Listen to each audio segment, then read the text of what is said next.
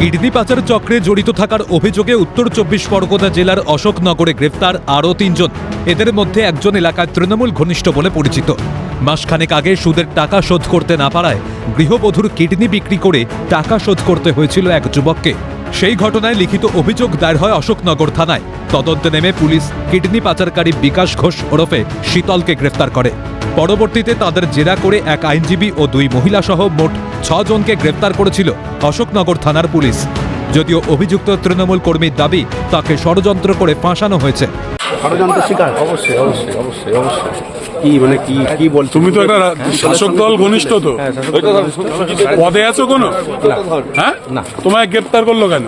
জানি না, আমায় বলছে আমি নাকি ওর শীতলের কাজ করি। আমি তো স্বাস্থ্যকেন্দ্রে কাজ করি, সুতরাং আমার সঙ্গে তো কোনো সম্পর্কই নেই। অভিযুক্ত তৃণমূল কর্মীকে চেনেন না বলেই দাবি করেছে শাসক শিবির। না, আপনারা যেই নামটা বললেন সেই নামে কোনো তৃণমূল কর্মী আছে বলে আমার তো জানা নেই।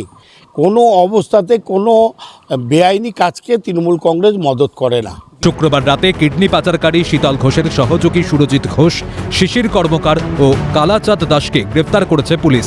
জানা গিয়েছে সুরজিৎ ঘোষ হরিপুর ঘোষপাড়ার বাসিন্দা। শিশির কর্মকারের বাড়ি নিবেদিতা পল্লীতে। তিনি অশোকনগর 9 নম্বর ওয়ার্ডের তৃণমূল কর্মী। পুরসভার ভোটে কাউন্সিলরের নির্বাচনী এজেন্ট হিসাবে কাজও করেছেন বলে জানা গিয়েছে। অন্যদিকে কালাচাঁদ দাসের বাড়ি বিজয় ফার্মেসি এলাকায়। শাসক দলের মদতপুষ্ট নেতারা এর সঙ্গে জড়িত অভিযোগ তুলে সরব হয়েছে পদ্ম শিবিরে। নির্বাচনে বুথ এজেন্ট হিসেবে বসতে এবং এই যে কিডনি পাচার চক্র যদি তদন্ত সঠিকভাবে হয়, এর গোড়ার শিকড় অনেক দূর বিস্তৃত।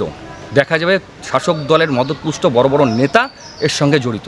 গরু, বালি, মাটি ও কয়লা পাচারের পর এবারে কিডনি পাচার চক্রে নাম জড়ালো তৃণমূলের। ঘটনা ঘিরে রাজ্য রাজনীতিতে শোরগোল পড়েছে। এখন দেখার কিডনি পাচার চক্রের সঙ্গে আর কার কার নাম উঠে আসে। উত্তর 24 পরগনা থেকে দেবকুমার দেওর রিপোর্ট, ক্যালকাটা নিউজ।